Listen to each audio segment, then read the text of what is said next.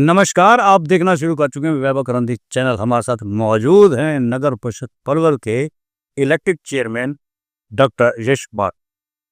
हमारे एक स्टूडियो में आपका स्वागत है।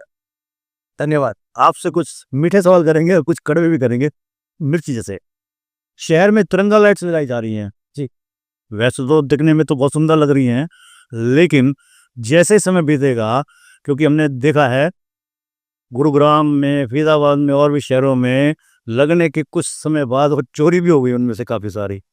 तो लाइट जो लगाई जा रही है उनके रख रखाव के लिए, मेंटेनेंस के लिए और सुरक्षा के लिए क्या व्यवस्था की जाएगी? और साथ ही मेरा ये सवाल ये भी है, अनुमानत है कितना खर्च आएगा? क्या ये अनावश्यक की श्रेणी में नहीं आता? क्योंकि सड़कों पर लोग गुजरते हैं, रहते नहीं है, रहते शहर की कॉलोनियों में है या मोहल्लों में। जी, आपने बहुत सवाल, क्योंकि सोशल मीडिया पे छाया हुआ है तिरंगा लाइट का मामला।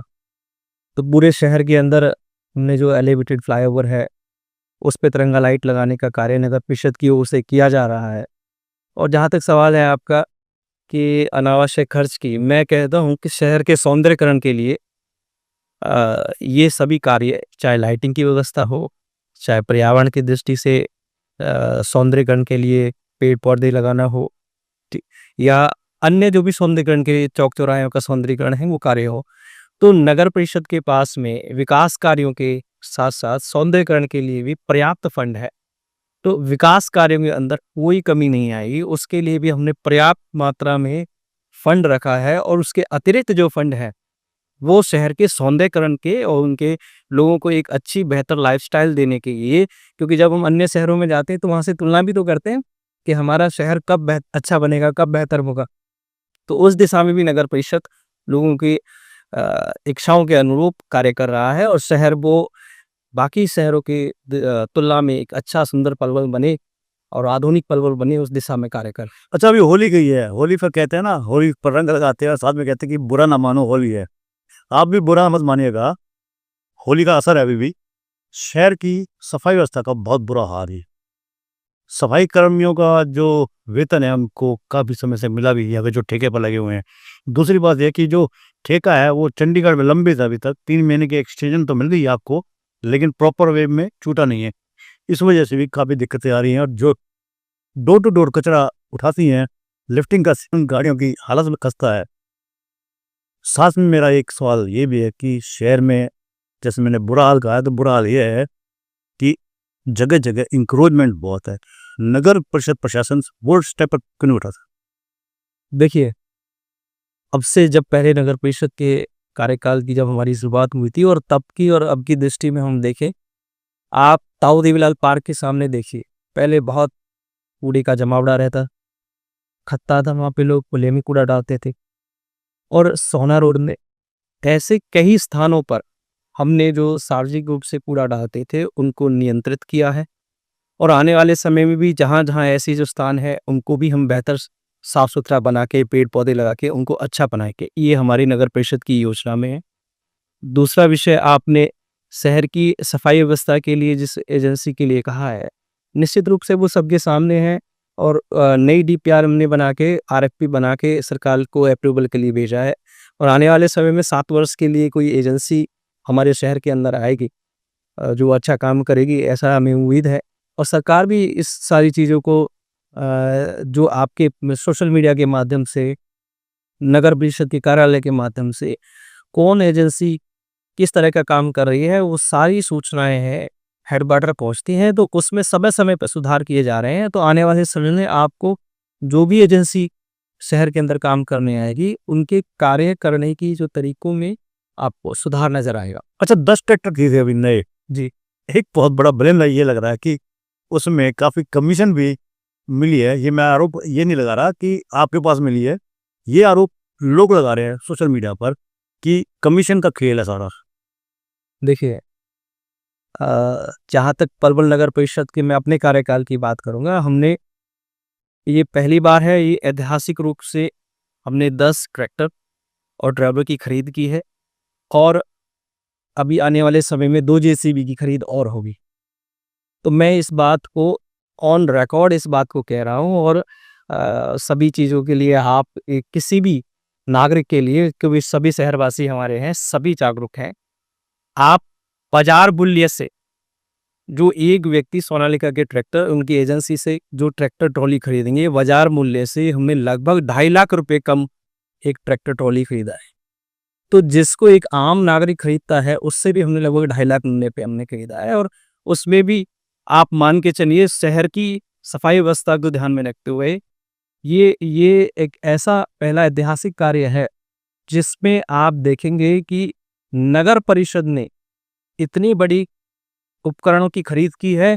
और वो भी ये ऐतिहासिक, मैं दावा कर रहा हूँ आपके चैनल के माध्यम से, पूरे हरियाणा के अंदर अगर हमसे अच्छी बेहतर खरीद शहर के लिए किसी ने की हो तो मैं आपके चैनल पे नहीं, 2.5 लाख रुपए आप कम बता रहे हो, रेट जो है बाजार मूल्य से कम पे लिया कम। और आप एक दावा और भी कर रहे थे, ऑफ द रिकॉर्ड बाहर मिले थे, आप कहते हमारे को 20% ज्यादा कमी पावर है।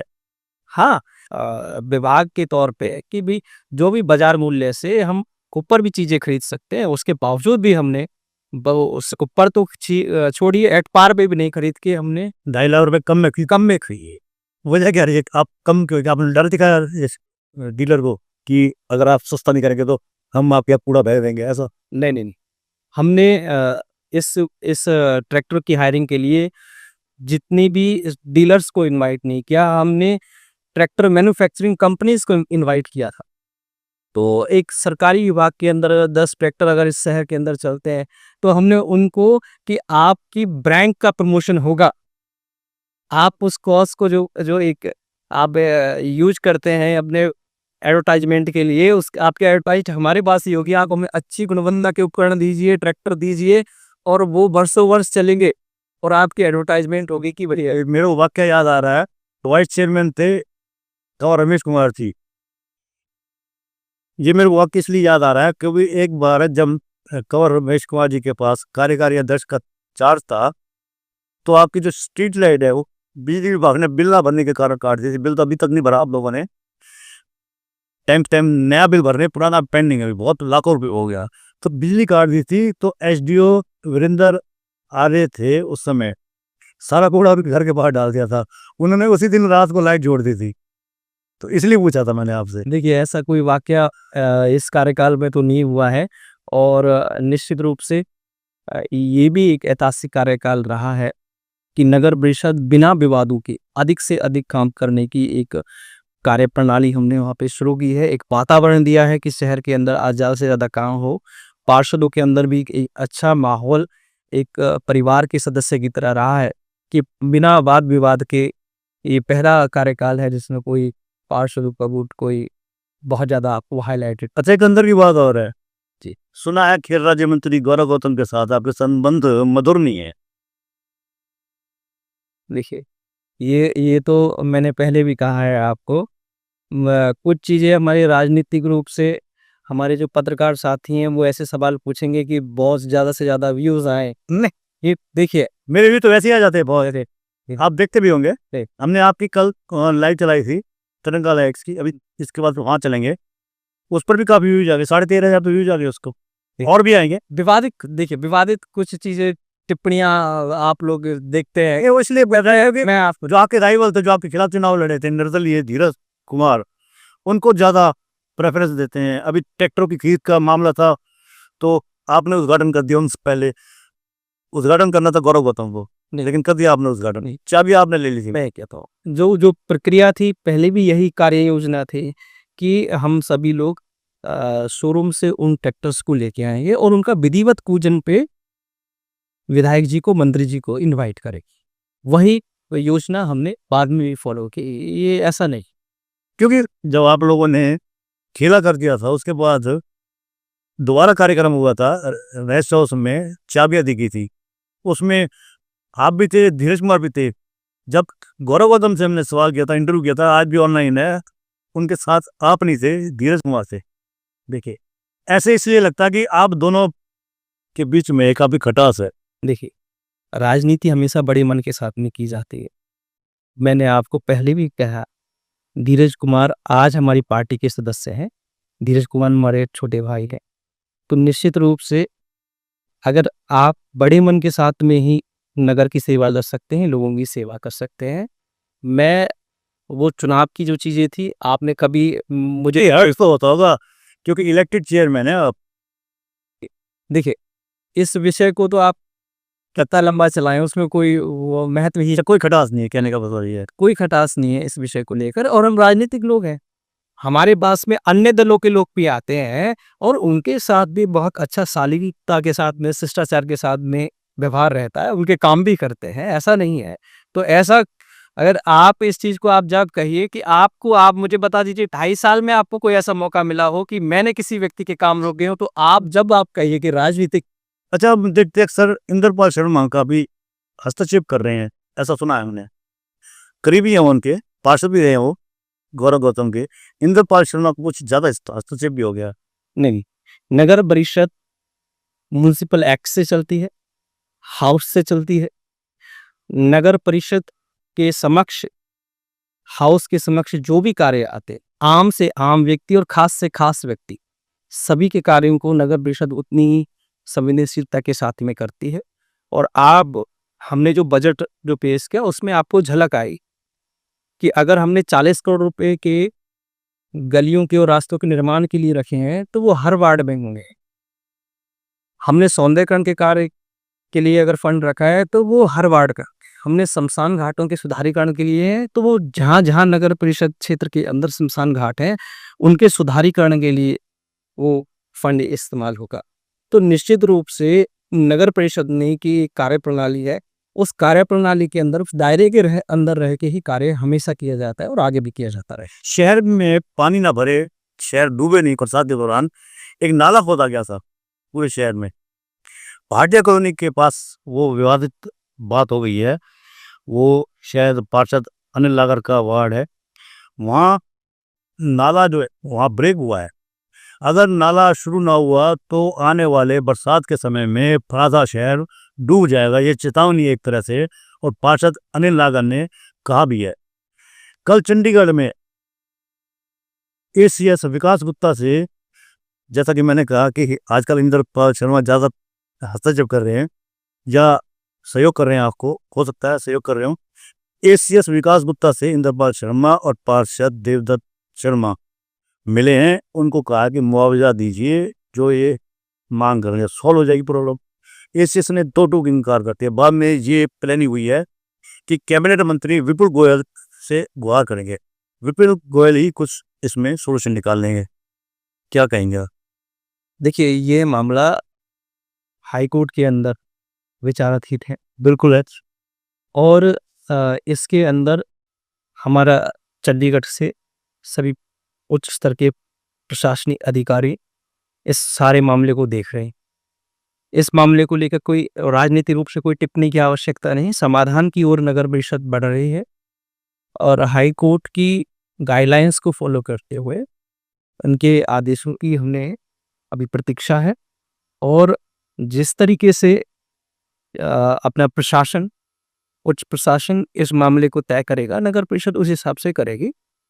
बात जनभावनाओं की है, तो वो सारी चीजें हमने उच्च प्रशासन को इस संज्ञान में लाई।